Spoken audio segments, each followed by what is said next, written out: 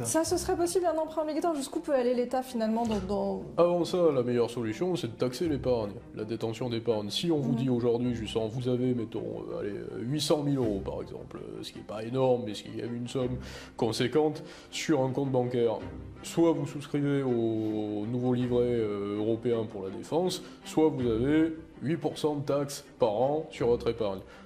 Vous allez avoir tendance à souscrire au livret. Et là, à ce moment-là, on vous dit on va bloquer votre épargne pendant 6 ans, on va vous la rémunérer, en théorie. Qu'on entende bien, on parle bien de criminaliser l'épargne. Hein. Vous avez de l'épargne, vous êtes devenu un délinquant.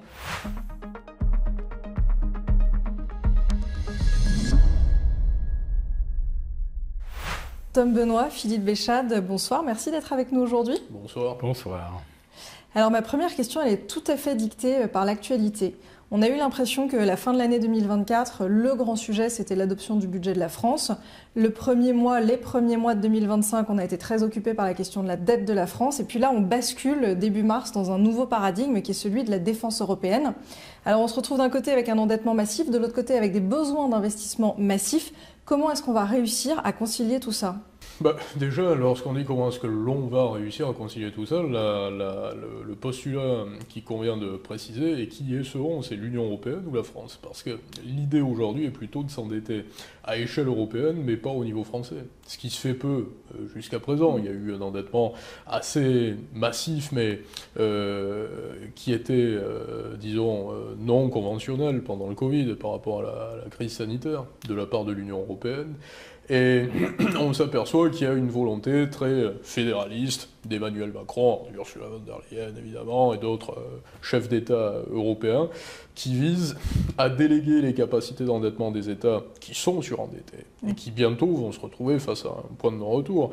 Je précise que la dette de l'Union européenne, le peu de dette qui a été émis par l'Union européenne, est mieux noté que la dette de la France aujourd'hui.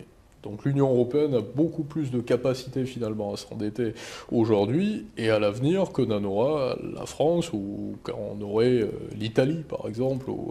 Alors, le plus mauvais élève c'est la France. Mais donc c'est une bonne nouvelle ça? Vous êtes en train de nous dire que c'est l'Europe qui va s'endetter, pas la France, donc c'est bien ou pas? Non, selon moi pas du non, tout. D'accord. Non, une bonne nouvelle absolument pas, c'est même une catastrophe. C'est tout ce qui représente l'anéantissement des États-nations, pour moi, est une catastrophe.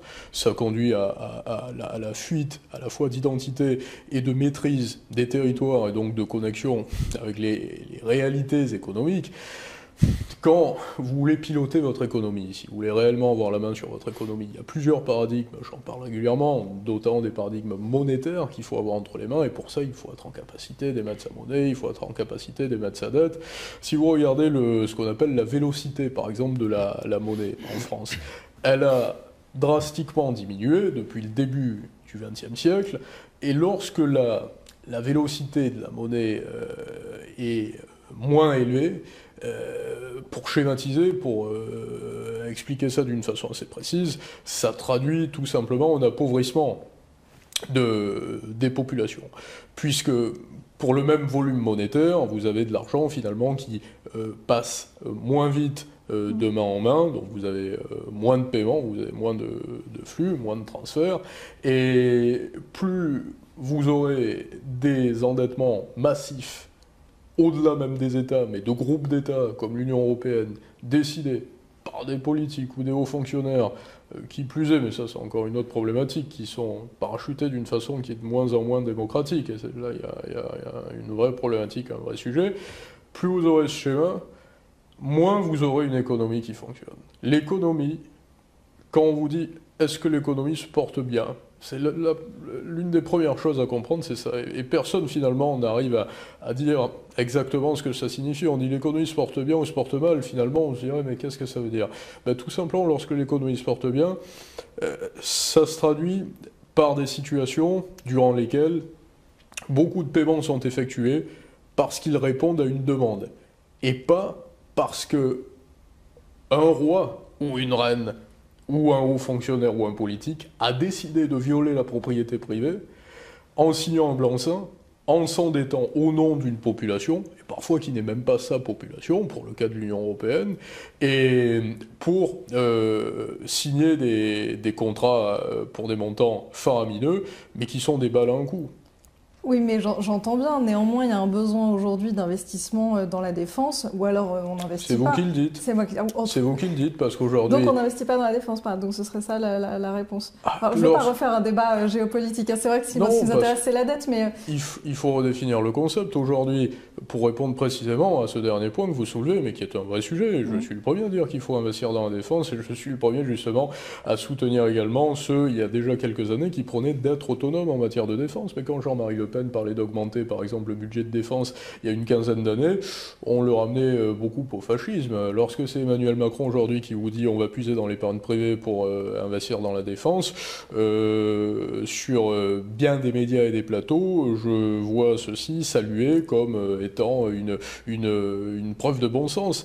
Le contexte n'est pas tout à fait le même, mais en tout cas... Il est exactement le même. Il n'y a pas plus de risques de guerre sur le sol européen aujourd'hui qu'en 2005 ou 2007. Ça, c'est une réalité absolue.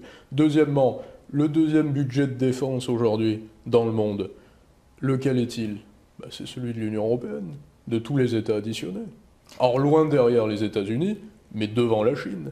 L'Union européenne, tous les États-nations de l'Union européenne ont un budget de défense additionné qui est supérieur à celui de la Chine et qui est le deuxième au monde. Ça signifie que le besoin aujourd'hui n'est pas d'être pieds et poings liés à une gouvernance. C'est le principe de gouvernance qu'il faut bien comprendre et qui pose problème dans cette situation.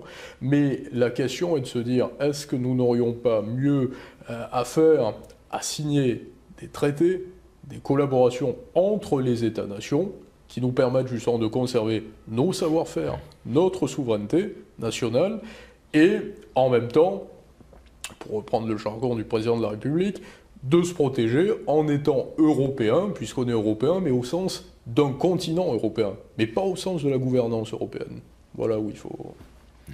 Philippe Béchade, hors débat effectivement géopolitique sur cette question de nouveaux investissements nécessaires versus ce qu'on nous a affiché comme priorité qui était un désendettement.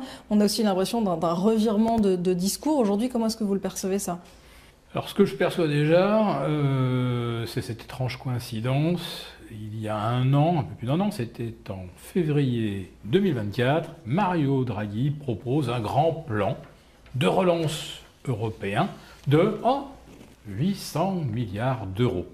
Alors à l'époque, c'était pour investir dans l'IA, les nouvelles technologies, venir un peu en aide aux entreprises européennes qui souffraient d'une énergie beaucoup trop chère, ou de la concurrence déloyale de la Chine.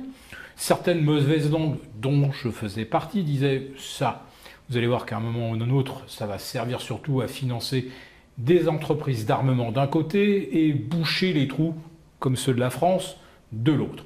Voilà, on en est à un grand emprunt euro fédéral qui va pouvoir se faire parce que d'un seul coup, l'Allemagne envoie par-dessus les moulins 30 ans ou 35 ans de principes de gestion orthodoxe où on ne s'endette pas pour boucher des trous et où on investit que là où on pense qu'il y aura un retour sur investissement. D'un seul coup, l'Allemagne va participer à un emprunt euro-fédéral, ce qui était jusqu'à présent complètement interdit, une vraie ligne rouge.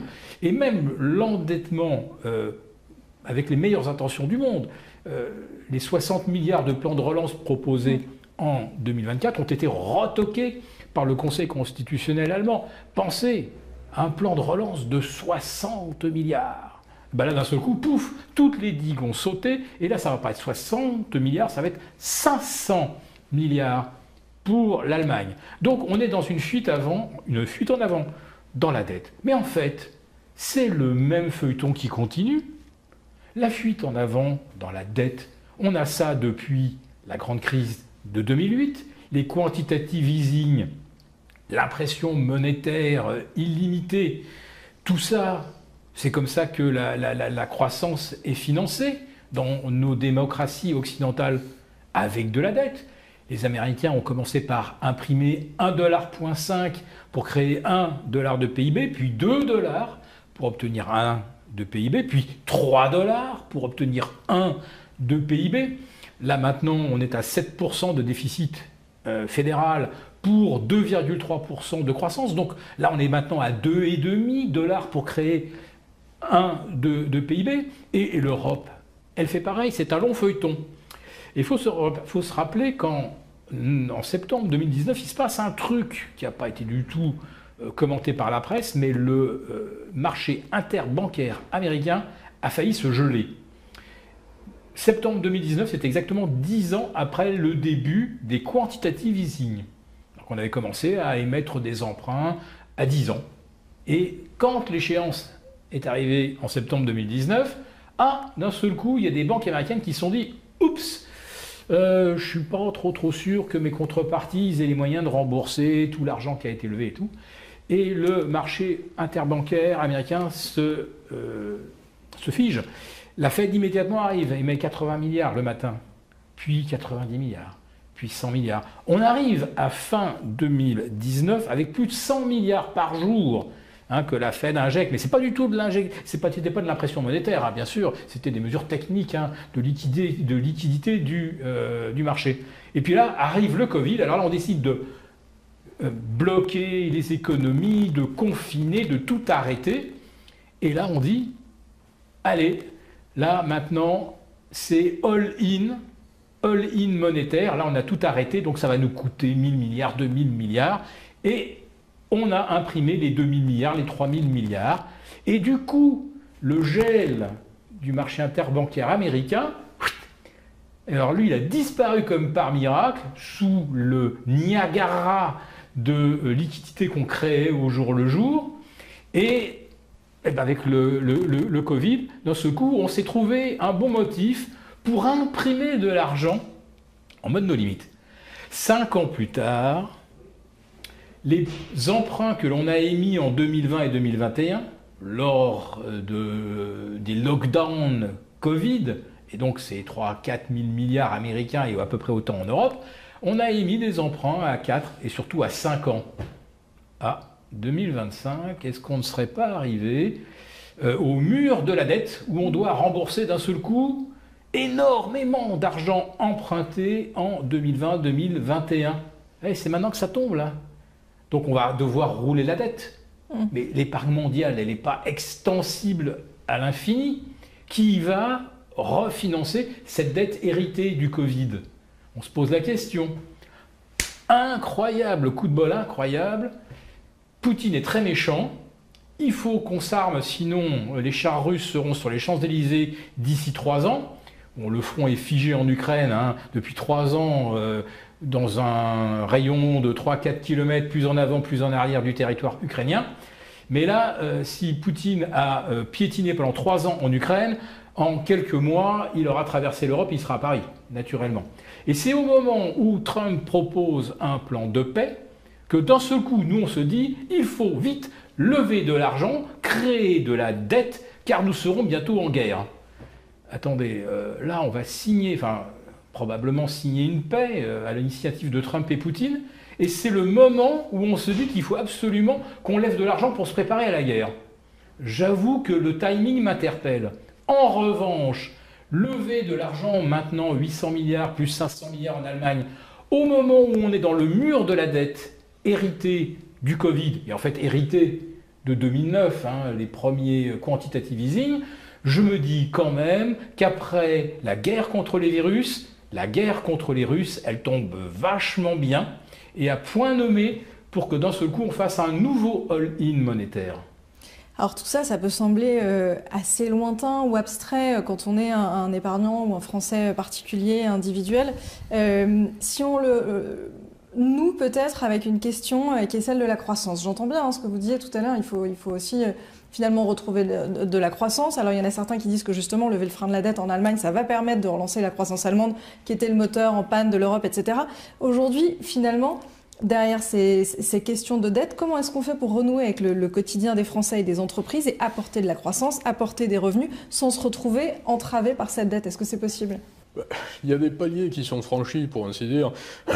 Pour rebondir sur ce que disait Philippe précédemment et la question que vous posez, c'est qu'aujourd'hui on s'aperçoit bien que les États européens ne peuvent plus se satisfaire de taxer la production, la productivité, donc les entreprises, parce qu'elles sont déjà prises à la gorge et qu'il y a des défaillances records d'entreprises en France et dans d'autres pays européens, en Allemagne également, beaucoup par rapport au conflit russo-ukrainien qui a provoqué, comme tout le monde le sait, on ne va pas épiloguer là-dessus, des augmentations énormes du coût de l'énergie. Et donc ces États veulent taxer directement la valeur, la richesse privée. Donc, sous-entendu, on en a pas grand-chose à faire, que ce soit liquide ou pas. On va petit à petit prendre ce que vous avez, ce que vous détenez, et on se débrouillera par la suite. Donc jusqu'à présent, il y avait une forme de respect qui était que si vous ne bougiez pas, on vous taxait pas, entre guillemets. Donc si vous gagnez un peu d'argent parce que vous bougiez, il fallait payer. Et à tous les niveaux d'ailleurs. Si vous faites des travaux chez vous, vous allez salarier quelqu'un et vous allez être imposé. Si vous achetez une voiture, vous allez, il n'y a plus de vignette, mais payer une carte grise au prix du cheval fiscal. Et aujourd'hui, on vous dit, vous ne bougez pas, vous êtes chez vous, vous avez de l'épargne. Le principe de l'épargne, c'est quoi? C'est ce que vous avez accumulé. Et généralement, l'épargne doit être productive. C'est le principe, elle doit être rémunérée. Et on s'aperçoit bien que lorsque l'épargne n'est pas rémunérée ou qu'elle est très mal rémunérée, on se dirige toujours, d'un point de vue civilisationnel cette fois-ci, sociétal, vers des situations parfaitement instables. Pourquoi? Parce que vous ne pouvez plus exploiter la réserve de valeur, la réserve d'énergie économique que vous détenez pour créer de la valeur, pour créer de la nouvelle valeur. Et aujourd'hui, ces États sont en train de tirer une balle à un coup, comme je le disais précédemment, en disant on va directement mettre la main sur ce que vous détenez, pensant que ça va pouvoir durer une éternité, mais parce qu'ils ne comprennent pas beaucoup, j'ai l'impression. Il y a beaucoup d'acteurs qui sont des politiques de métier surtout, et qui sortent effectivement d'écoles comme l'ENA, ou qui ont fait certaines écoles parisiennes, justement, et qui les ont conduits à être chefs de cabinet, directeurs de cabinet, faire des petits rapports, et qui voient un petit peu l'argent, la richesse, comme finalement une réserve de valeur qui un petit peu comme un paiement par carte bleue. Voilà, s'il y a il y a un Russe qui a 200 millions, il a été mauvais avec les Ukrainiens, on va lui prendre les 200 millions et on va les donner aux Ukrainiens et il se passera rien de plus. Non, c'est pas comme ça que ça se passe. Lorsque Gabriel Attal vous dit il faut saisir les avoirs russes pour les envoyer vers l'Ukraine, il ne se rend pas compte, mais lui comme d'autres, ceux qui émettent ces idées-là, que ça sème un trouble énorme dans le système financier, ça met fin à la stabilité financière. La monnaie doit avoir une dimension sacrée. Donc la fin de sa stabilité financière, ok, entre États, mais à nouveau, si on ramène ça au niveau des particuliers, est-ce que ça signifie une instabilité et quelles conséquences de cette instabilité finalement sur les finances des individus, de vous et moi? Précisément, ce qui va se produire, c'est que vous allez avoir énormément d'individus français, citoyens français, qui vont se diriger vers des pays étrangers et ouvrir des comptes bancaires à l'étranger déjà. Parfois ouvrir des sociétés à l'étranger en se disant j'aurai un compte de société qui sera une société étrangère. Je serai toujours français, j'aurai toujours ma nationalité française, il y en a qui vont essayer d'avoir aussi des nationalités. Moi, ça fait quelques mois que j'expecte une supposition, en quelque sorte, qui est que vous allez avoir une apparition, une recrudescence de demandes de nationalité étrangère de la part de beaucoup de Français durant les mois, les années qui arrivent. Ça tombe bien, Donald Trump vient de proposer une nationalité... 5 millions. Mais bon, si mon patrimoine dépasse 100 millions, et compte tenu de ce que je paye déjà sous forme de surtaxe sur les revenus, il faut savoir que 45%, c'est la limite pour 99% des Français, mais que les ultra-riches payent déjà 3% de plus, ils vont bientôt atteindre les 50%. Quand on a un patrimoine de 100 millions, si on subit une pression fiscale de 5% par an, ça vaut le coup finalement de partir aux États-Unis et d'être protégé. Par exemple, pour les plus-values des valeurs mobilières qui constituent l'essentiel des revenus des personnes à plus de 30 millions de patrimoine, 15% contre 30% et maintenant 37% en France, c'est très très vite amorti. C'est même amorti la première année. Donc si on veut faire fuir les derniers hauts patrimoines français, on ne peut pas mieux s'y prendre, effectivement, que de vouloir relever les tranches et mettre à contribution, soi-disant, les grandes entreprises, celles qui font plus de 3 milliards de chiffre d'affaires. Là aussi, on peut y arriver relativement vite. Donc, il y a cette... comment on peut appeler ça? C'est une habitude quasiment naturelle depuis le milieu des années 80 de considérer que tout ce qui est riche peut être taxé, ponctionné. Donc là, si je vous entends bien, face au montant de la dette qu'on a et aux investissements futurs nécessaires, vous pensez qu'on se dirige vers de nouvelles hausses d'impôts? Alors non, parce que l'État s'est engagé à ne pas faire de nouvelles hausses d'impôts. Donc si vous voulez faire quelque chose de bien sournois, et quand on a fait l'ENA, c'est au moins pour être un peu sournois, sinon autant faire un métier utile, plombier, électricien, tout ce qu'on veut. Donc si on n'est pas un petit peu sournois, bon, on ne se retrouve pas à Bercy. Donc quand vous ne pouvez plus monter les impôts, ce que vous faites, c'est que vous réduisez, par exemple, des niches fiscales dont bénéficient les entreprises. Vous leur supprimez. Bon, ça, on est déjà en train de faire ça. Mais on le fait, mais on va accélérer. Donc pour des grandes entreprises, des niches fiscales qui vont disparaître, c'est une fiscalité qui va augmenter de 3, 4, 5, 8%, je ne sais pas. Pour les particuliers, ça va être des retraites désindexées, des indemnités chômage, moins bien remboursées ou moins longtemps. Bref, au lieu d'augmenter les impôts, on rétrécit, on réduit ce qu'on rétrocède à ceux qui ont déjà cotisé, d'ailleurs. Le chômage, quand je dis qu'on va baisser les indemnisations et réduire la durée, mais bon sang, à part les régimes des fonctionnaires qui ne sont jamais au chômage, les autres régimes, c'est bien un principe assurantiel. Cet argent, il est mis dans un fonds, qui est un fonds d'assurance, et généralement, ils sont excédentaires. Et c'est théoriquement à ceux qui gèrent ces fonds de déterminer s'il faut ou non raccourcir la durée, etc. Non, l'État là dit maintenant, allez hop, le paritarisme, oubliez, c'est moi qui mets la main là-dessus. Tous les excédents qu'il y a dans les diverses caisses, les libéraux, tout ça, les cadres, allez hop, il y a des excédents, je ramasse tout, je prends tout. Et si ça ne suffit pas ce que je prends, bon, vous allez finir par donner un peu moins à vos assurés, comme ça je vais en prendre encore un peu plus. Et c'est comme ça que l'État procède. Et puis, les régions, les départements, les communautés de communes, ils n'ont pas le droit, eux, au déficit et ni au recours à l'emprunt. Donc ils sont obligés d'aller chercher la ressource sur place. Les dotations de l'État, on va aussi les réduire.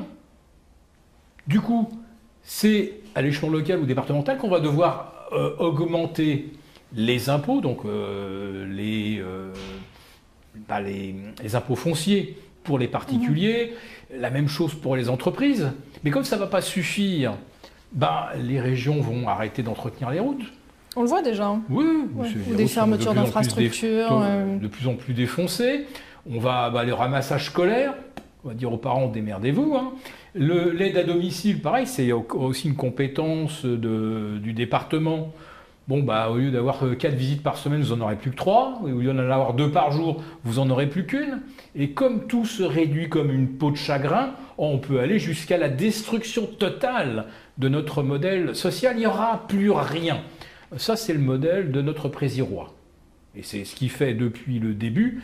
Et ça va continuer. Et puis, alors, si, après avoir anéanti le modèle social dans son côté redistributif, puis quand il n'y a plus rien à redistribuer ou qu'on ne veut plus rien redistribuer, à ce moment-là, il reste encore une solution qui est celle qui est envisagée pour la constitution d'un fonds européen de défense et pour moderniser notre équipement en France. C'est de dire, bon déjà, le livret A, généralement ça servait pour financer le logement. Bon, le logement, Macron déteste. Il déteste ça. Le rentier, c'est l'ennemi. Donc, même les sociétés HLM, parce que c'est quand même à ça que ça sert le livret A, on va produire moins de logements sociaux. De toute façon, ils s'en fichent.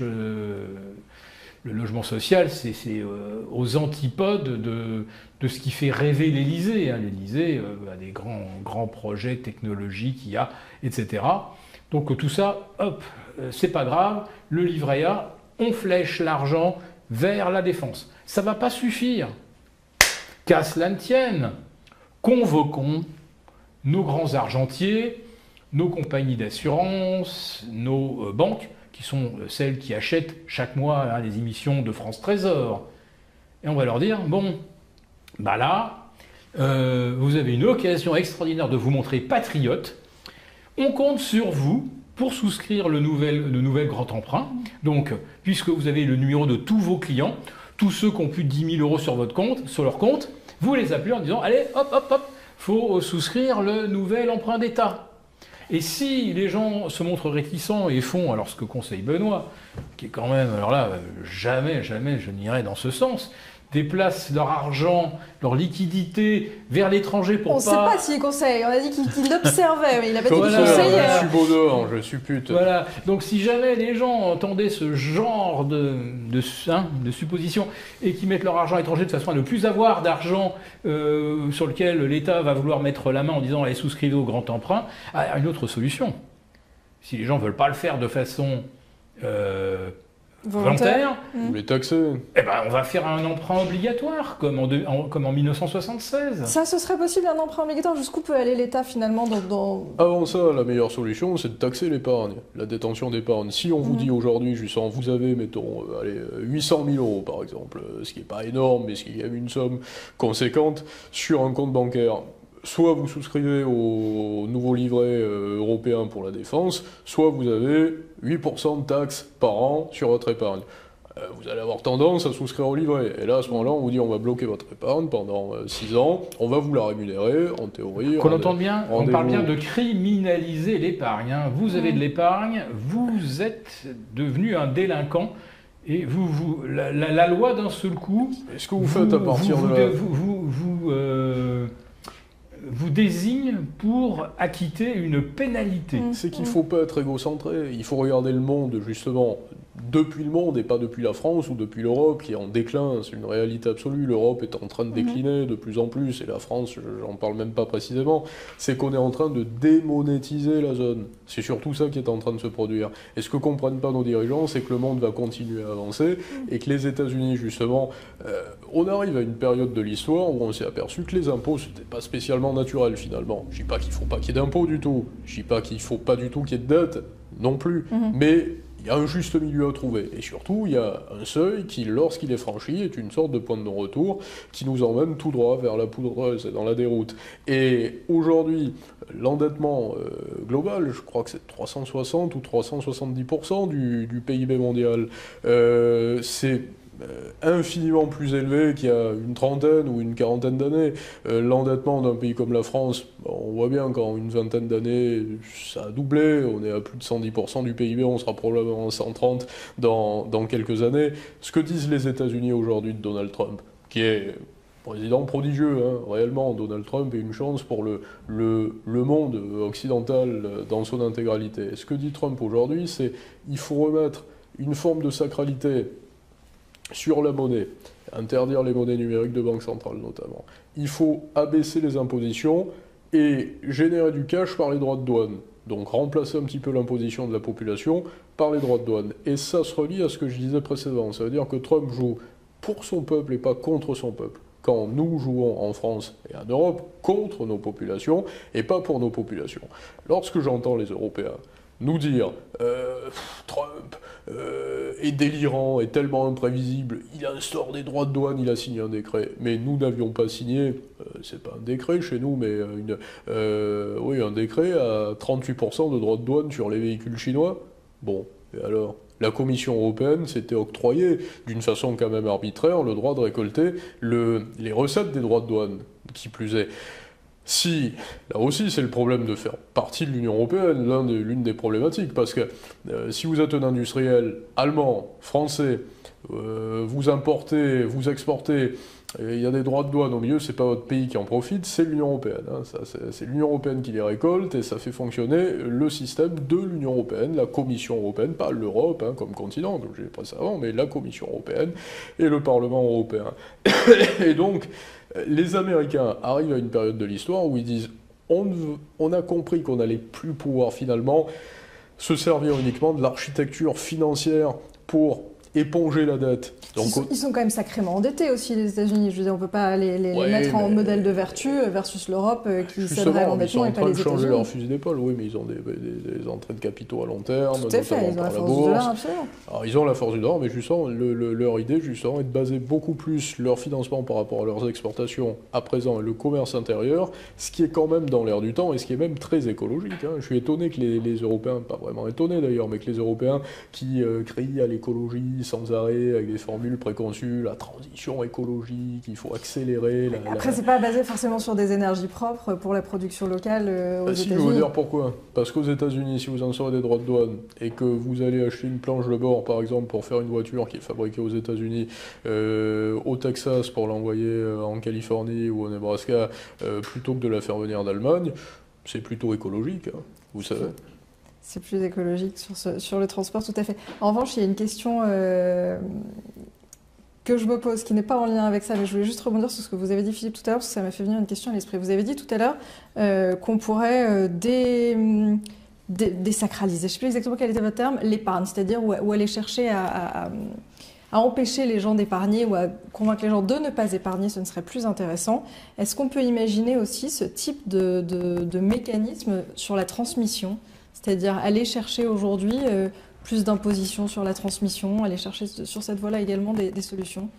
Mais on est déjà le pays d'Europe et peut-être même au monde où la transmission est la plus taxée. Autrement dit, l'État confisque. Il vous a confisqué 56 ou 57% de la richesse que vous produisiez et au moment du décès, au-delà de, on va dire, 300 000 euros de patrimoine, on va vite passer à 10, 15, 20, 25, 45%. Ça n'existe pratiquement dans aucun autre pays au monde, dans pas aucun pays européen en réalité, hein, parce qu'en Suisse, Italie, Suède, il n'y a pas de taxes. Donc en plus ça, en France, on ne vous embête pas que pendant que vous êtes vivant, mais on embête aussi vos héritiers.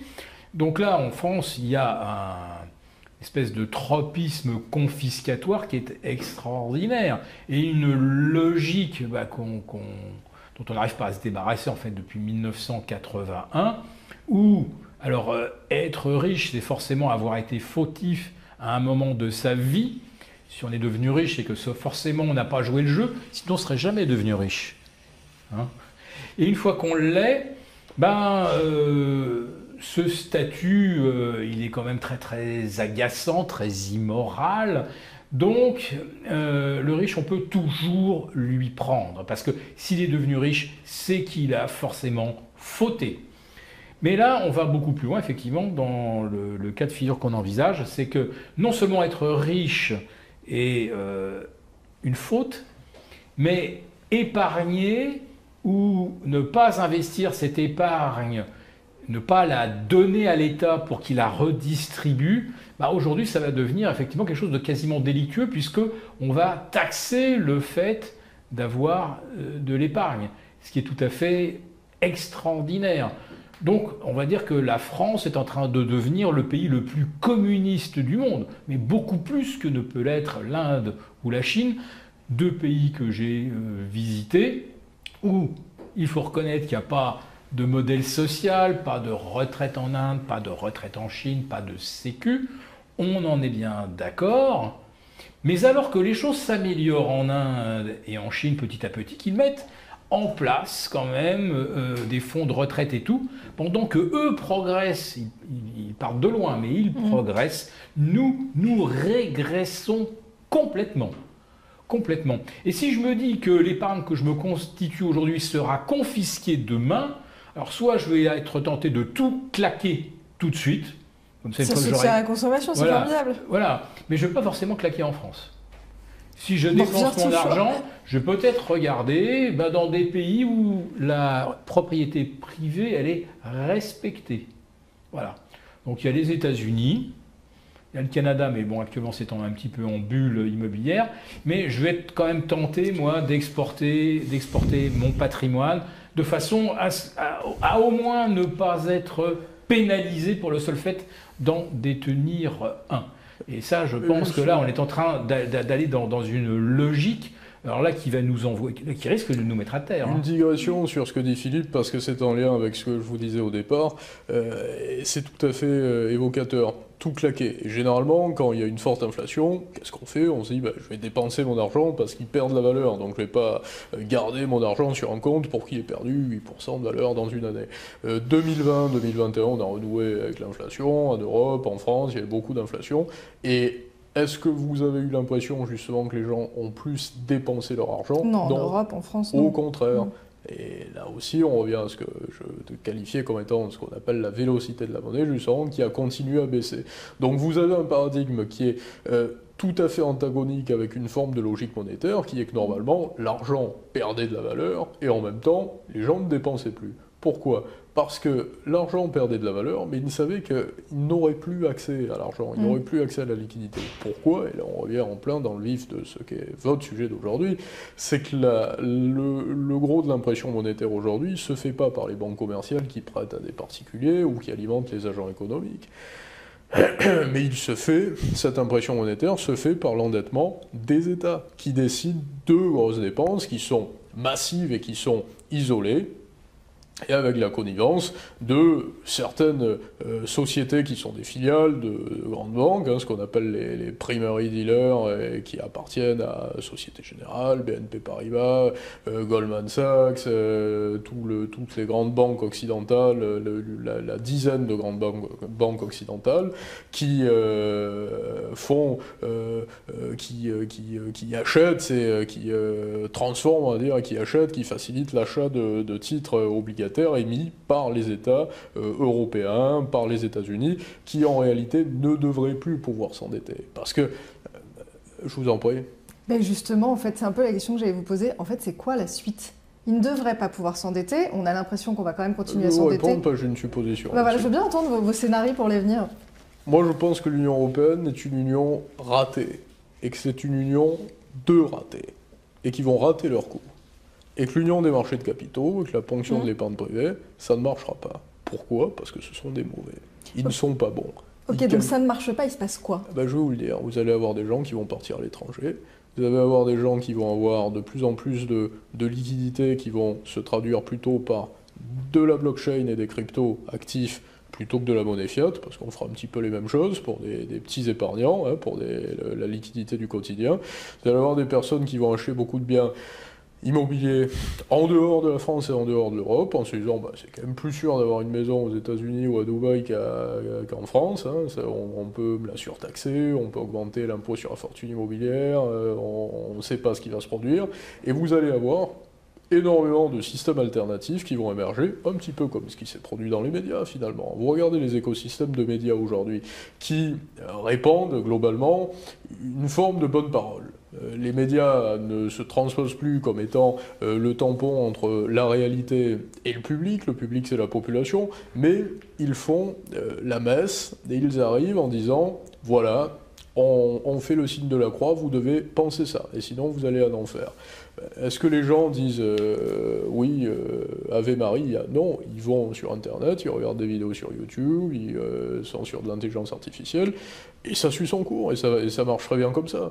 Et en attendant, les médias papier mettent la clé sous la porte, les sites en ligne des anciens médias papier n'arrivent plus à se financer, ils ont des régies publicitaires qui marchent uniquement par une forme de petit copinage, mais qui bat de plus en plus de l'aile, et c'est exactement ce qui va se produire sur la monnaie. C'est que vous allez avoir des gens qui vont comprendre ce qu'on est en train d'expliquer, il y en a beaucoup. Combien je vois de personnes d'ailleurs qui m'envoient des messages privés en me disant « Vous aviez raison, vous nous l'avez dit il y a 1 an et demi, heureusement, j'ai fait ça déjà », et qui se disent « Je vais pas me laisser plumer ». On voit bien qu'il y a des solutions. Il suffit de prendre un avion, partez à Dubaï, vous prenez un billet en business, ça vous coûte 7-8 000 euros aller-retour, vous investissez 10 000 euros, vous allez passer une petite semaine à Dubaï, et vous vous posez une question là-bas. Vous vous dites « Est-ce qu'il serait possible, si j'achète un appartement ici, et si je vous rends compte à l'Islamic Bank ou dans une autre banque, qu'on vient de me dire on va faire une ponction de l'épargne parce qu'on a besoin de refaire la marina ». Non, c'est impensable. Il y a un respect de la propriété privée, comme dans toute société qui marche, comme dans la société occidentale quand elle marchait, quand elle n'était pas dirigée d'une façon délirante. Donc, on est quand même en jeu ouvert aujourd'hui. Les nouvelles générations ne sont pas les octogénaires actuels, bien qu'il y en ait qui soient quand même suffisamment éveillés. Mais je veux dire, les gens voyagent, ils connaissent le monde, ils voient bien qu'il y a beaucoup de parties du monde qui ne sont pas totalitaires. L'Europe est totalitaire et la France est devenue totalitaire, mais bien des parties ne le sont pas. Et même un pays frontalier, qui est la Suisse, n'est pas totalitaire. Allez dire à un banquier suisse, si les Suisses veulent inscrire l'argent liquide dans la Constitution même, Nous, on veut plutôt l'interdire finalement, l'argent liquide. Mais allez dire à un banquier suisse, réfléchissez un petit peu à comment l'on pourrait mobiliser l'épargne de vos clients. Mais le banquier vous dira, mais ça ne va pas, qu'est-ce que vous me racontez là, ça n'a aucun sens. Donc tout le monde va s'apercevoir de ça, et c'est les systèmes que je qualifiais comme étant alternatifs, mais c'est pas bon, hein, c'est pas bon pour la civilisation, mais ça va être bon individuellement. Là où il y a une fracture assez importante à comprendre aujourd'hui, c'est que vous avez deux axes. Soit vous faites de la philosophie économique. Vous savez, il y a beaucoup d'économistes qui étaient philosophes dans l'histoire, parce que si on se pose la question... Voilà. Et sur l'évolution de la société, on est obligé de faire un peu de philosophie, c'est-à-dire de se relever, et de s'élever et de regarder les choses de l'extérieur. Soit vous faites de la philosophie et vous vous dites quel modèle je pourrais essayer de tracer pour qu'il soit mis en place, et puis ensuite, comment est-ce que je pourrais faire pour le mettre en place, comme certains ont réussi justement à prendre le pouvoir, même aux États-Unis actuellement. C'est très compliqué. Je ne crois pas être en capacité de le faire, par exemple. Soit vous faites de la praticité, et vous dites, voilà ce que veut faire la Commission européenne, et voilà ce que veut faire la France. Bon, il y a telle banque à l'étranger dans laquelle on peut aller, il y a telle méthode pour avoir une société à tel endroit, on peut obtenir telle nationalité assez facilement, on peut s'expatrier dans ce pays dans lequel il fait quand même assez bon vivre, et malgré tout revenir de temps en temps en France et même y passer le plus clair de son temps. Et là, on fait de la praticité, et on trouve des solutions individuelles. Donc si vous n'avez pas d'activité de médias, par exemple, pensez qu'à vous, hein, ne pensez pas à sauver le monde. Parce que le temps que vous ayez réfléchi à sauver le monde n'aura pas été sauvé, mais vous, par contre, vous serez fait plumer. Par contre, si vous avez des activités comme on le fait là, un petit peu médiatiques, c'est toujours intéressant de faire un constat par rapport à l'évolution globale de la société, et évidemment que le chaos et des systèmes de plus en plus éparses, et aussi, on va dire, qui vont être parfois des feux de paille, qui vont parfois avancer très vite et s'effondrer très rapidement, c'est pas très bon pour l'évolution du monde. Durant les 5, 10, 15, 20 années à venir, là où il va y avoir une grande problématique également, c'est que petit à petit, on va voir les châteaux de cartes s'effondrer les uns après les autres. C'est-à-dire qu'on va se dire, on avait prévu justement que le PIB allait rester stable et que les dépenses allaient être à temps, la dépense publique, l'endettement, qu'on allait pouvoir continuer à ça. Et donc on s'aperçoit que c'est plus possible du tout. Et là, il va falloir revoir toutes nos copies, dans les États européens, hein, je veux dire, parce qu'il y a d'autres pays pour lesquels il n'y a plus ces problèmes. Les Russes, par exemple, dont on parle régulièrement, qui sont sur la sellette aujourd'hui, ils n'ont pas de problème pour s'endetter, ils ne s'endettent pas beaucoup, déjà, et s'ils s'endettent avec des monnaies amies, avec du yuan, ils ne s'endettent plus en dollars, puisqu'on leur a coupé le dollar. Ce qui est merveilleux, c'est qu'on a des pays qui ne sont pas endettés. Il y a des pays où l'efficacité, la valeur travail, l'inventivité sont rémunérateurs et où tous les comptes sont à l'équilibre avec une fiscalité minimale. Tu as cité évidemment Dubaï, il y a Singapour, mais vous prenez le Japon ou la Corée du Sud, on ne fait pas les poches des épargnants. On ne saigne pas à blanc les propriétaires terriens ou les propriétaires immobiliers. Hein, avec la France, avec l'IFI, bon, ça va être alourdi. L'IFI, c'est formidable, juste une parenthèse là-dessus, parce que l'IFI, c'est quand même le successeur de l'impôt sur la fortune, qu'on a transformé en impôt sur la fortune immobilière, et maintenant on modifie l'IFI et on ajoute dans l'impôt sur la fortune immobilière la liquidité sur les comptes bancaires, les bijoux, les bouteilles de vin, les objets de valeur. Donc c'est l'impôt sur la fortune immobilière, mais aussi votre château Pétrus, votre alliance, votre liquidité. Bon, c'est un impôt sur la fortune, c'est un impôt sur tout même, quoi. Bien sûr. Donc ça... il y a des tas de pays où ça n'existe pas, où ce n'est même pas envisageable. Mais même en Europe, et il se trouve que, en termes de performance économique, c'est comme par hasard, les pays où il y a le moins d'imposition sur celui qui produit de la richesse, sur celui qui crée l'entreprise, c'est ces pays-là qui sont à l'équilibre et qui n'ont absolument pas besoin d'aller chercher davantage de recettes fiscales. Nous, l'Europe et les États-Unis, là, entre 2016 et 2024, l'endettement, il est parti en flèche Parce que c'est un pays en fait qui s'est complètement fonctionnalisé. Là, on a découvert avec l'investiture de Trump que 92% des résidents de la région de Washington étaient démocrates et que plus de 70% de ces gens étaient fonctionnaires. Mais où sont les gens qui travaillent pour créer de la richesse, là? Mais c'est un clientélisme total. Et en fait, cet exemple de pays qui va de plus en plus loin dans la redistribution, en prenant bien sûr toujours l'argent aux riches coupables, aux petits Thénardier qui louent un ou deux studios pour compléter sa retraite. Ben, on a un exemple quand même, ça s'appelle l'Argentine. Alors le péronisme, c'était oui de la social-démocratie plus, et puis c'est devenu du clientélisme total, c'est-à-dire qu'on crée des postes de fonctionnaires pour rémunérer les gens à ne rien faire, si ce n'est peut-être effectivement à surveiller de nouvelles normes comme on fait en Europe. Et petit à petit, on ne produit plus de richesse, on ne produit que des normes, que des taxes, et bah, bien sûr des fonctions de surveillance des normes et de collecte des taxes. Et ça, c'est ça l'avenir que vous voyez pour la France? Tout à l'heure, je demandais un peu les scénarios que vous envisagez. Je ne décris pas l'avenir, là je décris ce que l'on voit en ce moment même, c'est-à-dire une inflation de normes. Il y en avait 400 000 en l'an 2000 lorsqu'on bascule vers l'euro. 400 000 normes pour tous les produits, tout ce qu'on veut, les services, les produits agricoles, 400 000. Nous en sommes aujourd'hui à 2 millions de normes. Vous imaginez l'armée de fonctionnaires qu'il faut pour vérifier que ces normes sont bien appliquées? On a fait donc fois 5, 400 000, 2 millions. Il faut donc multiplier au moins par 3 les effectifs de gens qui surveillent et qui récoltent les pénalités que l'on inflige à ceux qui n'ont pas respecté la norme, naturellement. Donc on est dans un système de fiscalité écologique punitive. Il n'y a qu'à voir le montant des amendes qui sont infligées à chaque constructeur automobile pour produire un véhicule où on détecte une trace, j'allais dire une trace carbone, une trace carbone. Bon, bah donc le constructeur est un délinquant. Il pollue la planète, donc il doit être puni, donc taxé. Et tout est comme ça. Il y a des pays où, au contraire, quand vous êtes chef d'entreprise, on va vous aider à créer votre entreprise et à faire en sorte que ça aille bien au moins. Bah tiens, là, il y a les 2 ou 3 premières années, comme en Suisse. Créer une entreprise, la fiscalité est allégée la première année et puis elle augmente progressivement. Mais au moins, il y a une vraie logique de dire, si vous créez quelque chose, on est là pour faire en sorte que ça aille le plus loin possible et le mieux possible.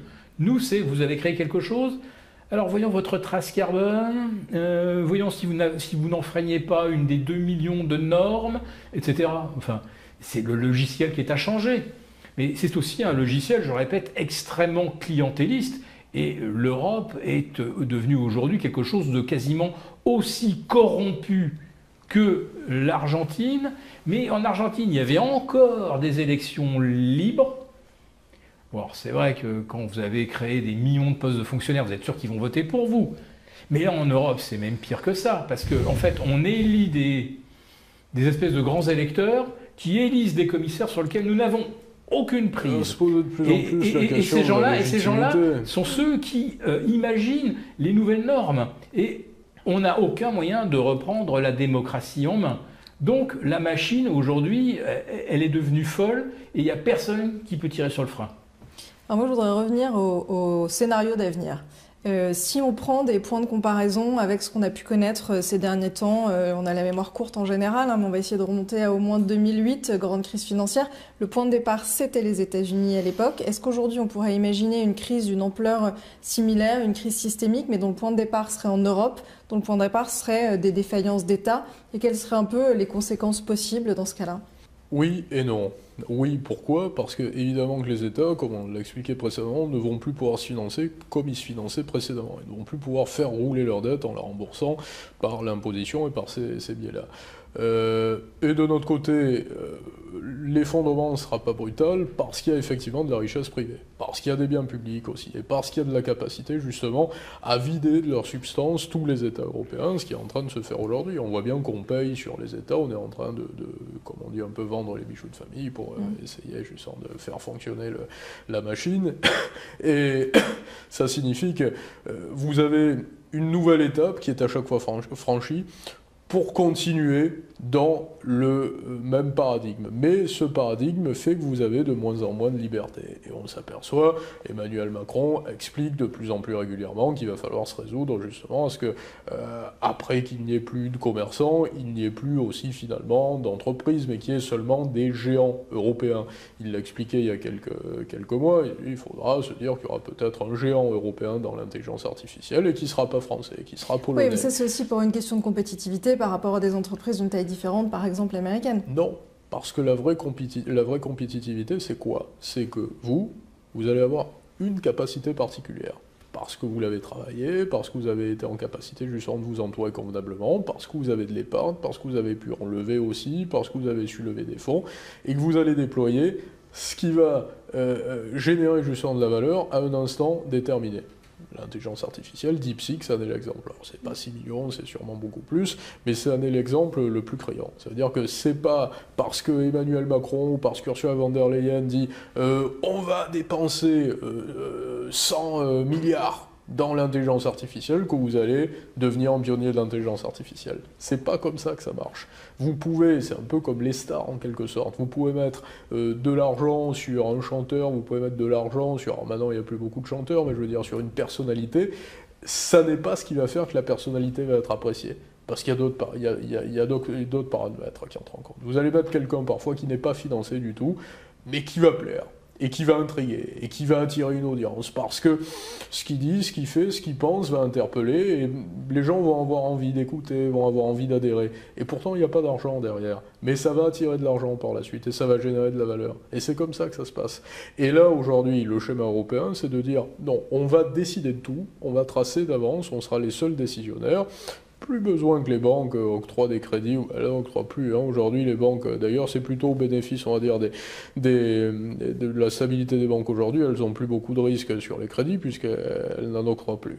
Mais on n'a plus besoin des banques, on se finance uniquement sur les marchés, et on signe des chèques pour des sociétés qu'on aura désignées. Mais ça pose quand même un problème énorme en matière de corruption. Parce que je veux dire, on a tous besoin d'argent. Hein. Moi-même, si j'étais au commissaire européen et que j'avais les moyens de signer un financement pour une boîte à hauteur de plusieurs dizaines, centaines de millions d'euros, bon, ben, peut-être que je me ferais rétro-commissionner sur un compte en Indonésie ou à Singapour ou au Bahamas. Non, il faut quand même pas ça. Ou ailleurs. Ça me semble quand même... c'est clair comme de l'eau de roche, je veux dire, qui ne le ferait pas? Là, il faut quand même pas être... Est-ce que vous seriez étonné si je vous disais que quelqu'un de la trempe de... on va prendre un commissaire européen au commerce, par exemple, comme Thierry Breton. Est-ce que Thierry Breton pourrait, dans une situation ou une autre, se faire corrompre et se faire verser de l'argent s'il avait le pouvoir de signer des chèques pour des montants faramineux pour soutenir des entreprises? Ben oui, évidemment. On ne jette pas la pierre à Thierry Breton, même moi, comme je vous le disais précédemment, c'est dans la nature humaine. Et qu'est-ce qui contrôlait le système? Qu'est-ce qui contrôlait justement le libéralisme et l'économie? C'était aussi le pouvoir des banquiers par rapport à la stabilité des projets, et pas par rapport aux décisions politiques. Le gros problème de l'Occident, c'est ça aussi aujourd'hui, c'est que l'économie est dirigée par rapport à de l'idéologie, par rapport à de la politique, mais finalement plus par rapport à de véritables valeurs économiques. Ça veut dire que sur le papier, on vous dit il faut qu'il y ait tant de femmes dans la boîte, il faut qu'il y ait tant de personnes issues de la diversité, il faut que vous ayez acheté du matériel dans des pays qui sont peuplés par des minorités opprimées pour avoir une dimension humanitaire. Donc là, vous avez un label, que vous travaillez dans l'armement ou dans l'or, par exemple, pour avoir les labels LBMA. Le LBMA sur l'or, c'est pas uniquement sur la pureté de l'or. Hein. Vous avez énormément de critères sociaux et environnementaux. Et vous avez toute cette dimension qui entre en ligne de compte, mais qui n'amène aucune création de valeur. Au contraire, qui ankylose l'économie. Donc on en revient aux habitants de ces pays-là, donc aux Français, aux particuliers. On va vers un appauvrissement, en fait. Le message que vous avez derrière là, c'est l'appauvrissement du... Les gens qui sont de ma génération, je peux me permettre de le dire parce que je suis assez jeune, partez, tentez votre chance ailleurs. N'espérez surtout pas faire des affaires en France parce que vous ne pourrez pas en faire, ça va être très compliqué. Et si vous en faites, vous allez vous retrouver face à un mur très rapidement. Alors évidemment qu'il va y avoir des coups de veine et il y a toujours des situations dans lesquelles on peut, même pendant les périodes de crise, gagner beaucoup d'argent, ça arrive, mais aujourd'hui, sincèrement, que ce soit parmi des clients que je conseille ou par rapport à des personnes avec lesquelles j'échange, je n'ai pas un seul exemple en tête d'une personne qui se porte aujourd'hui très bien financièrement à titre professionnel sur ces sociétés et qui travaille uniquement avec des clients français. C'était le cas auparavant, il y avait des industriels dans les années 80 qui gagnaient beaucoup d'argent, vous aviez des propriétaires de centres commerciaux, vous avez des agences immobilières, vous aviez même des galeries d'art, vous aviez dans l'industrie beaucoup de choses. Aujourd'hui, je ne connais pas une seule entreprise qui travaille en France, avec des Français, pour des Français, et qui génère du cash, et qui arrive à le protéger, pour laquelle ça marche bien. Philippe, vous aimez bien prédire les crises.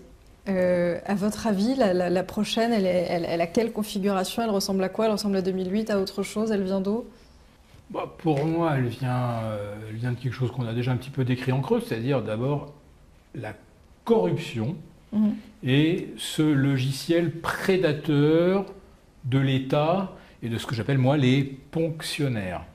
Donc là, la ponction, on en a déjà pas mal parlé.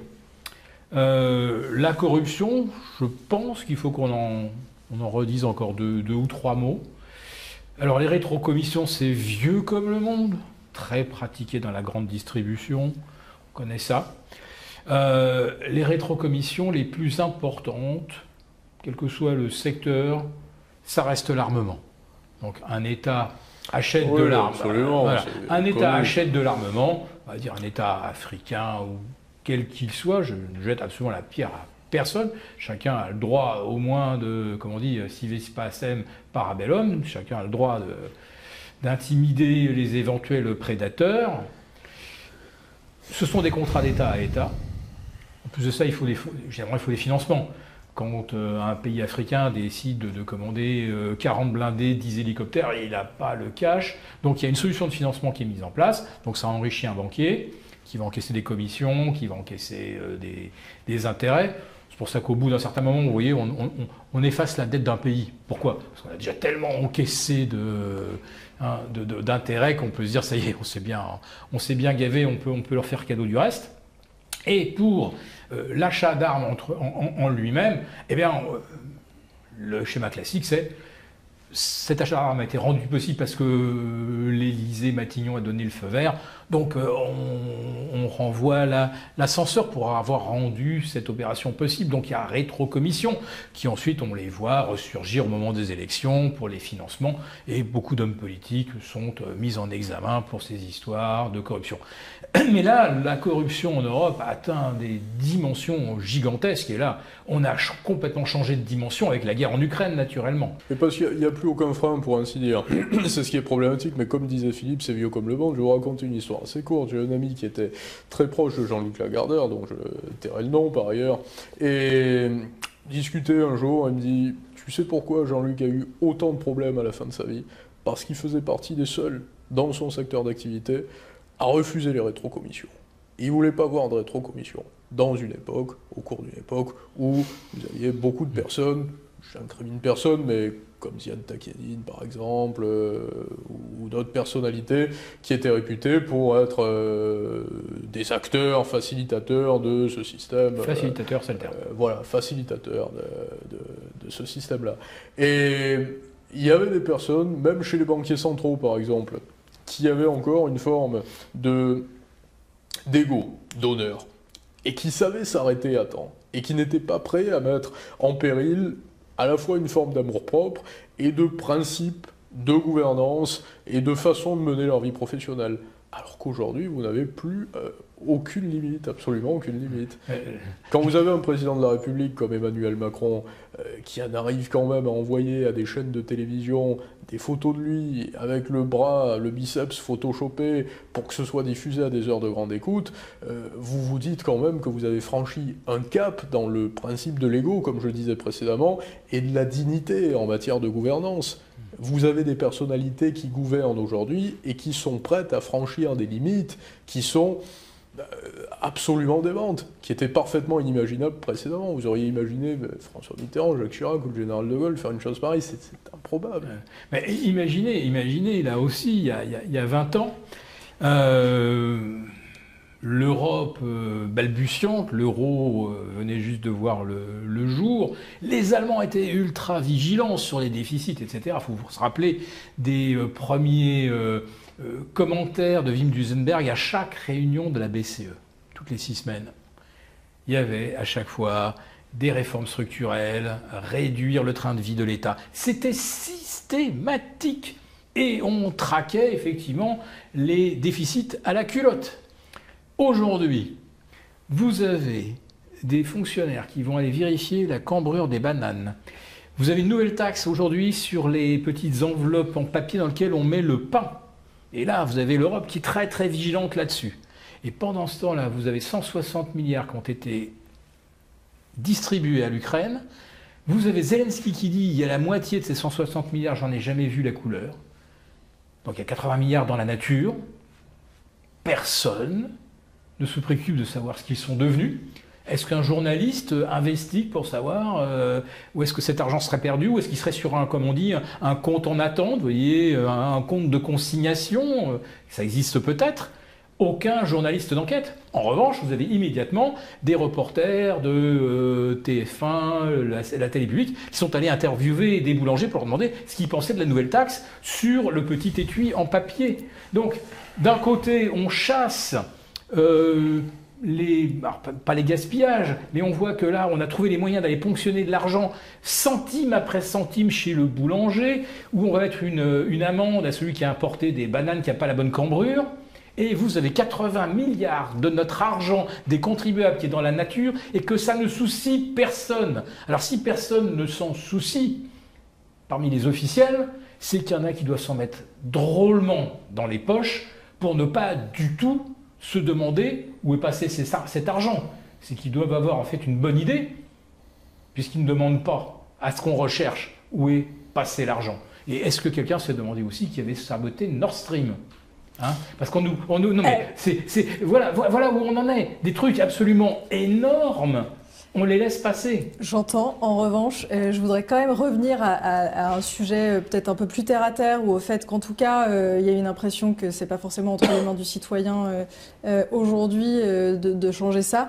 Quoi qu'il en soit, sujet, je me permets de bifurquer sur quelque chose de plus terre à terre. Aujourd'hui, est-ce qu'il faut craindre un krach boursier quand on est investisseur ? Parce qu'on j'entends qu'on va ponctionner notre épargne, qu'on va ponctionner ce qu'on espère transmettre à sa famille, qu'en plus l'État est corrompu. En revanche, est-ce qu'il nous reste, je ne sais rien, la possibilité aussi de s'enrichir en allant sur les marchés financiers? Est-ce qu'on va avoir un krach sur les marchés? Il y a une réponse tout à fait précise à apporter à votre question, c'est que premièrement, il faut sortir de tous les paradigmes conventionnels qui consistent à se porter uniquement sur les mêmes actions parce que ce sont les grosses valeurs américaines, parce que vos conseillers en gestion de patrimoine vous proposent des produits structurés qui sont Tesla, Microsoft ou Apple et une autre valeur américaine, et ici Stellantis, Forvia, c'est toujours ça. Et la plupart des conseillers en gestion de patrimoine, je ne leur jette pas la pierre, mais ils le font même sans savoir, qu'ils mettent leurs clients dans l'embarras, mais ils le font pour une raison assez précise, c'est que eux, on leur propose des produits structurés. On leur dit, voilà, vous avez un produit structuré qui est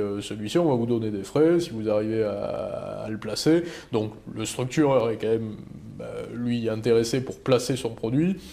Généralement, si on est obligé de payer cher, c'est que pas grand monde en voudrait et qu'il faut qu'il y ait quelqu'un qui fasse le travail pour positionner le produit. Donc aujourd'hui, on entre dans une dimension où on a compris qu'il y avait un secteur d'activité, l'automobile par exemple, en Chine, qui allait être exponentiel. BYD est coté, par exemple. Vous pouvez acheter du BYD. Vous pouvez, en étant français, acheter des actions BYD. pourquoi est-ce que vous ne le faites pas? La vraie question aujourd'hui, c'est ça, c'est que les gens, au final, même ceux qui nous écoutent, même j'ai des personnes parfois qui m'écrivent et qui me disent « mais j'ai acheté, j'ai ouvert une assurance vie l'année passée, j'ai fait ça », ils ont compris, mais au final, étant donné qu'ils ont décidé de prendre leurs finances en main, qu'ils sont allés voir quand même un conseiller qui répète finalement la bonne parole, et ce qui a toujours été très conventionnel, hein, ce qui est dans les clous, ce qui ne surprend pas, bah, ils font des erreurs monumentales. Parce que ils vont, à partir du moment où vous avez quelque chose à portée de main, dites-vous que c'est trop tard.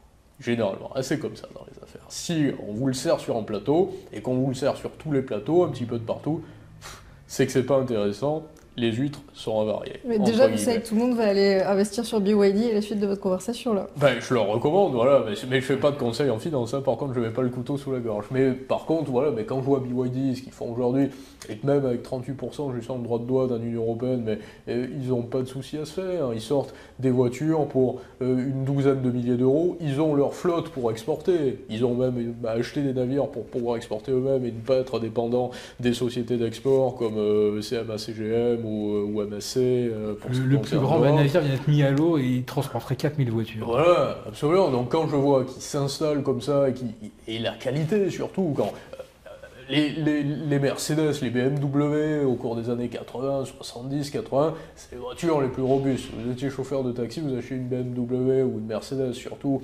les gros moteurs essence jusqu'aux années 70 et diesel à partir des années 80, vous faisiez 500 000 sans problème, vous aviez n'importe quel bocal qui était en plastique très dur, très solide, vous changiez vos freins pas avant 250 000 km. Aujourd'hui, vous faites la même chose avec quoi? Avec des Toyota, mais plus avec des BMW ou des Mercedes. Le paradigme a changé. Si vous achetez une BMW ou une Mercedes aujourd'hui, c'est pour le plaisir, parce que vous aimez bien BMW et Mercedes, mais pas pour la fiabilité. Tout le monde le sait. Vous conduisez quoi comme voiture, vous? Une BMW en l'occurrence. Et j'avais une Mercedes précédemment.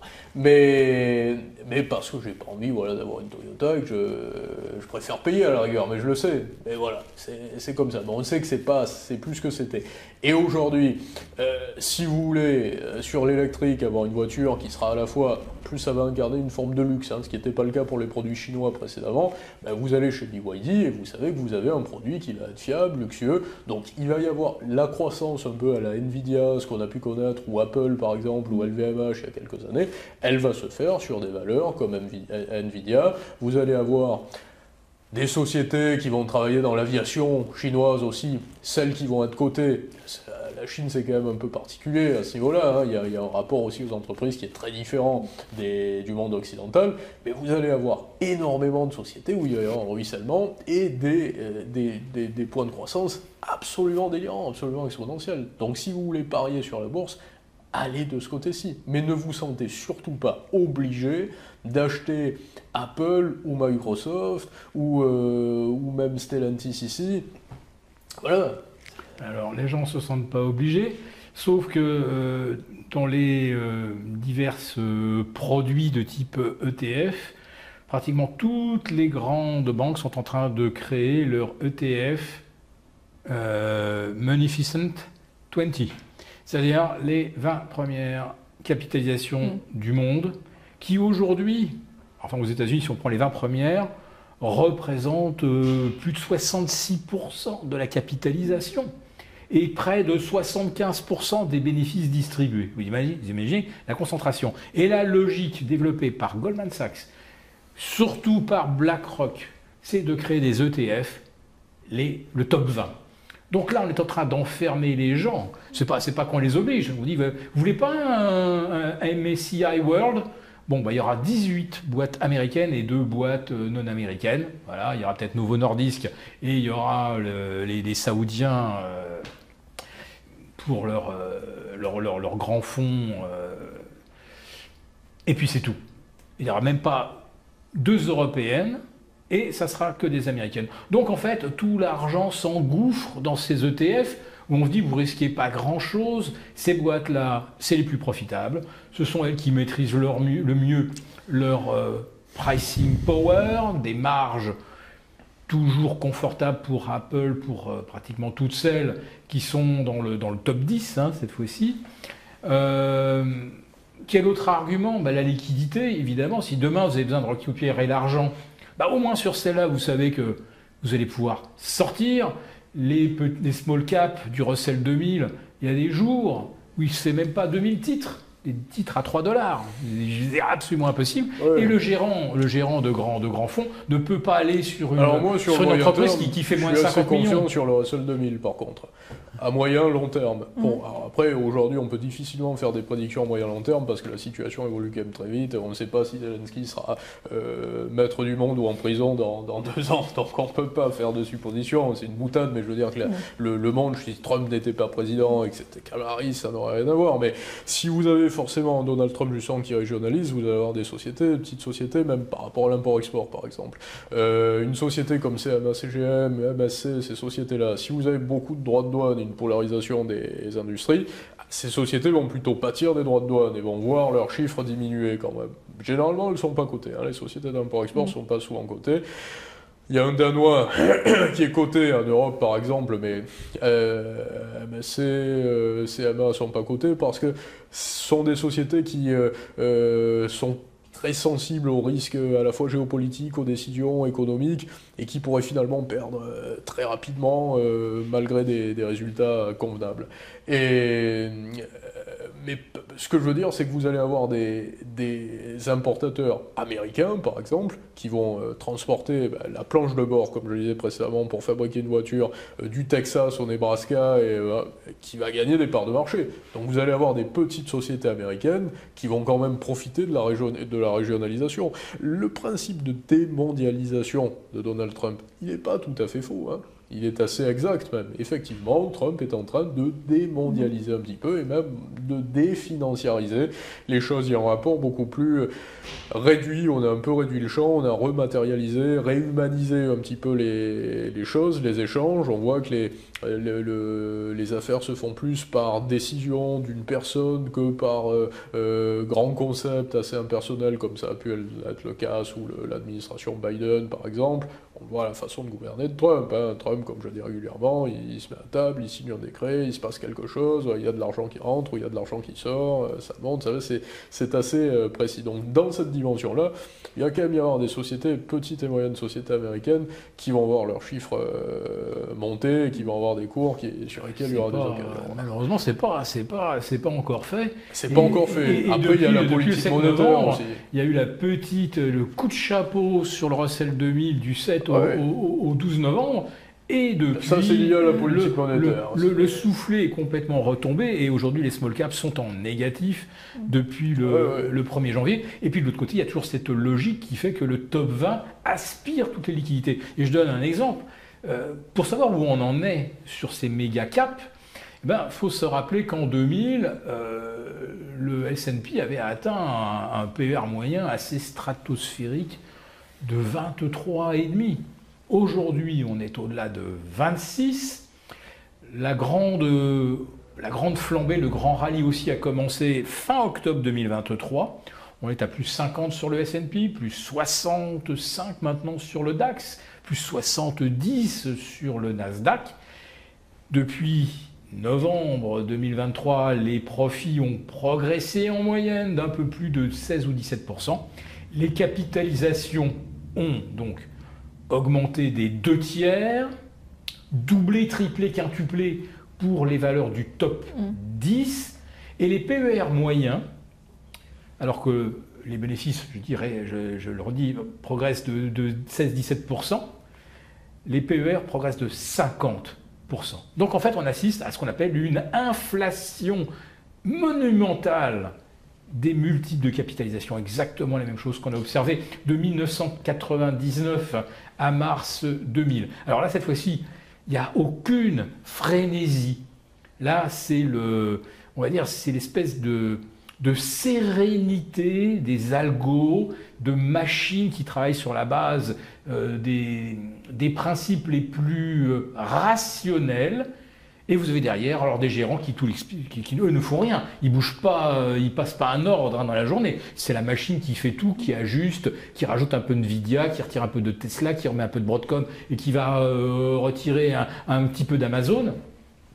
Mais donc la suite, c'est quoi ? Alors le gérant vous explique, lui, pourquoi ça va continuer de monter. Alors, chaque jour où ça monte, vous allez retrouver des marges toujours extrêmement importantes, des perspectives de croissance du chiffre d'affaires formidables. Tous les jours, on va vous répéter exactement le même mantra.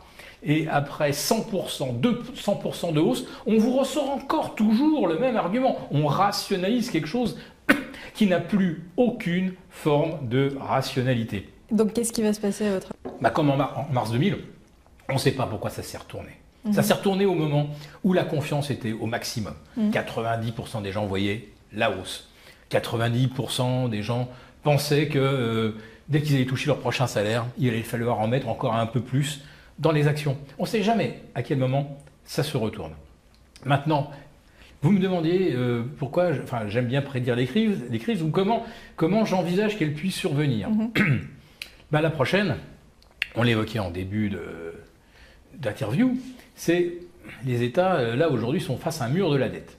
Donc je répète, on hérite là du all-in monétaire de 2020. On a la France qui est le plus mauvais élève de la classe, qui a épuisé tous les recours et qui maintenant est obligé d'aller envisager des ponctions sur l'épargne, et ça risque de ne pas suffire. Alors là, moi, si j'étais vraiment le gouvernement américain ou le gouvernement ou une espèce d'entité bruxelloise et que je me dise « Ouh là là là là !» d'ici le mois d'avril, juillet, il va falloir qu'on refinance pratiquement 30 ou 40% de plus que l'année dernière. D'où va sortir l'argent? Si on reste complètement frénétique sur le top 20 et que les gens ne veulent pas sortir des actions, là, il va vraiment y avoir un problème. C'est purement mécanique. Il n'y a pas l'épargne mondiale pour absorber tout ce qui va être émis. Ouais, c'est très juste. Donc, si moi je voulais être sûr de placer mes OAT, avec ma France qui va vers les 6% de déficit, voire plus, et l'Allemagne qui d'un seul coup passe au all-in monétaire, ou comment ils vont placer 500 milliards, etc. Les États-Unis qui doivent refinancer tout ce qui a été les chèques fédéraux de 2020-2021, si d'un seul coup je veux retrouver des acheteurs d'emprunts, une bonne petite panique boursière, et là tout le monde va se réfugier sur les Bund, les T-bonds, les OAT, les BTP italiens. On va tous aller chercher de la sécurité. En plus de ça, elle est vachement bien rémunérée. En France, nos OAT, 3,51% aux alentours de la mi-mars. C'est la plus forte rémunération qu'on a jamais eue depuis 2011. Dans les années 80, c'était combien? 12? Mais non, c'était complètement différent. Là, je compare simplement ce qui peut être comparable. On est maintenant dans l'euro. En 91, nous avions notre autonomie monétaire. On pouvait dévaluer ou pas dévaluer. On avait complètement la maîtrise. Aujourd'hui, on dépend de l'Europe. Donc, ce qui peut se passer, c'est que si d'un seul coup, les États se disent là, il faut absolument qu'il y ait de l'argent qui aille sur les euros emprunts, ils offrent une rémunération qui est pour l'instant extrêmement élevée. Les T-bonds américains, ils sont remontés autour de 4,30. C'est quand même pas mal comme rémunération, 4,30 quand on a une inflation. On nous prétend qu'elle est de 2 ou de 4. Écoutez, franchement, 3,50 de rémunération sur l'OAT face à une inflation à 2, 2,5, ça me va très très bien comme solution d'attente. Et aux États-Unis, 4,5 sur du 30 ans, ou voire même plus, alors que la croissance, d'après la Fed d'Atlanta, elle va redescendre probablement en dessous de 1. Je vais aller chercher de la sécurité dans les OAT et les T-bonds, et je vais attendre que la crise, que la vague de correction se termine tranquillement avec mes bons du Trésor qui me rapportent entre 3, 3,5, etc. Donc le risque en termes de classe d'actifs aujourd'hui, parce qu'on est en train d'arriver au terme de notre entretien, il porterait plutôt sur les actions. Si on est vraiment très très cynique et quand on est à la place d'un État qui se dit comment je vais placer tout ce papier, c'est sûr qu'il faut faire sortir l'argent des actions. En plus de ça, ceux qui vont en sortir, mais c'est le jackpot. Les premiers qui vont en sortir, ils ont fait x5 sur Nvidia, ils ont fait x10 sur Palantir. Donc même si ça perd 30-40%, ils sont encore archi gagnants. Et ils vont aller sagement acheter des OAT et sagement acheter des T-bonds. Et ils diront merci, monsieur le directeur du Trésor, de m'offrir du 3%. Magnifique. Vous vouliez ajouter quelque chose pour rebondir juste là-dessus, sur le sujet, c'est que très précisément, après, il y a différentes catégories d'épargnants, et ça dépend de la fortune personnelle surtout. Mais aujourd'hui, moi je pense que l'or va continuer à monter d'une façon absolument phénoménale, et encore plus vite que ce qu'on pouvait l'imaginer précédemment. J'achèterai pas des obligations d'État françaises, personnellement. Je maintiens mon point de vue très positif sur des valeurs chinoises, en particulier celles que j'ai citées comme BYD et d'autres également. Il va falloir être attentif à ce niveau-là, à ce qui va se produire, et sur l'immobilier également, dans certaines parties du monde qui respectent le droit de propriété et le principe de propriété. Parce que lorsque vous mesurez l'inflation, c'est vrai que j'ai une théorie que j'expose assez régulièrement parce qu'elle est importante, et je clôture là-dessus, c'est que vous prenez les points d'inflation au cours des années 70 en France, par exemple. Vous avez augmentation sur la bouteille de lait, les œufs, et vous avez une augmentation également sur les biens immobiliers. Vous achetez un bien 6 millions d'anciens francs pour un petit pavillon en 1975, il vaut 10 millions, 15 millions en 78, 79. Et aujourd'hui, hier et aujourd'hui en France, vous avez eu 300% sur quelques années de hausse sur le prix des œufs. Vous n'avez pas eu 300% sur les biens immobiliers, vous avez plutôt eu des baisses sur les biens immobiliers dans bien des villes de France. Donc déjà, à partir de là, vous pouvez vous dire, peut-être que l'inflation, en termes d'augmentation des prix et de perte de la valeur de la monnaie, est quand même à mesurer différemment. C'est pas la même race, la même catégorie d'inflation que précédemment. Donc pour se protéger de l'inflation, à ce niveau-là, les biens immobiliers, ça reste quand même une méthode qui peut être assez intéressante à partir du moment où votre pays d'achat, d'acquisition, respecte la propriété. Je dis régulièrement que une maison à Malibu... Elle a brûlé votre maison à Malibu. Vaudra toujours une maison à Malibu, sauf si elle brûle évidemment. Et dans d'autres parties du monde également, c'est un peu le cas en Suisse aussi. Alors, Dubaï, non, parce que Dubaï, c'est différent. Il y a plein de quartiers qui se créent, c'est en expansion perpétuelle, c'est différent. Par contre, il y a beaucoup d'opérations de flipping à faire où on peut gagner beaucoup d'argent très vite en achetant des contrats, même avant la fin des travaux, revendre les biens en état futur d'achèvement. Le trading sur les promesses d'achat. Voilà, je connais des gens qui font des 30-40% en 8 mois de temps, 8-10 mois à Dubaï, avec des tickets d'entrée à 400 000, 500 000, donc ce qui reste quand même accessible. Parce que souvent... précisons que là, d'un seul coup, il y a eu, comme on dit, une véritable période dorée, bénie, corde d'abondance. C'est que les Russes et les Ukrainiens sont allés acheter massivement à Dubaï, les Russes parce qu'ils peuvent continuer finalement de vivre en rouble, y compris à Dubaï, et ils ont comme voisins des Ukrainiens, et ça se passe très bien. C'est une sorte de petit paradis Dubaï à ce niveau-là. Tout le monde y est, personne ne se cherche l'ennui, parce que si on cherche les ennuis, on part vite en prison, ou on est obligé de partir, quoi qu'il en soit. Donc il n'y a pas de problème. C'est vraiment le principe, si on devait résumer les Émirats Arabes Unis et surtout Dubaï, c'est il n'y a pas de problème. Il ne peut pas y avoir de problème. S'il y a un problème, vous le payez très cher. Donc à ce niveau-là, c'est un gros problème. Ça devient un immense problème. D'ailleurs, vous voyez bien qu'il n'y a pas beaucoup de retraités, il n'y a pas beaucoup de personnes pour lesquelles les affaires marchent mal. Si vous y êtes, c'est que les affaires marchent bien. Quand ça marche mal, vous partez parce que ça peut pas fonctionner. Mais enfin, voilà, il y a des parties du monde où l'immobilier va rester quand même un refuge très intéressant sur le temps long, sur le très long terme. Plus le temps passera, quoi qu'il en soit, c'est assez basique, mais plus on va retourner une corrélation entre la valeur intrinsèque des actifs et leur liquidité. Et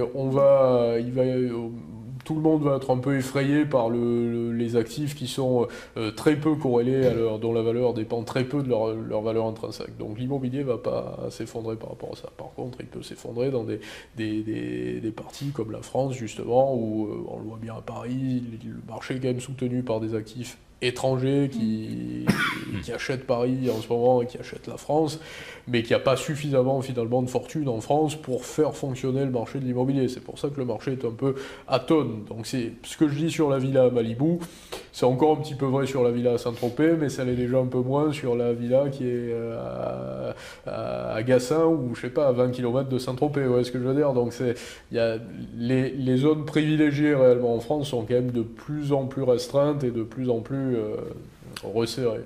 Merci beaucoup, Tom Benoît, Philippe Béchat, d'avoir partagé toutes ces visions avec nous, des sujets très nombreux qu'on a traités, puisqu'on est donc parti de la dette et des conséquences que ça pouvait avoir pour les particuliers. Vous nous avez expliqué les scénarios potentiels pour les gouvernements, les leviers qui pourraient exercer à l'encontre aujourd'hui des particuliers. Je retiens une diminution des montants des retraites, diminution des allocations chômage, la fin de certaines niches fiscales, une baisse des dotations de l'État aux collectivités locales aussi, avec une réduction des services auxquels on va pouvoir accéder au quotidien, des problèmes d'appauvrissement, de corruption également.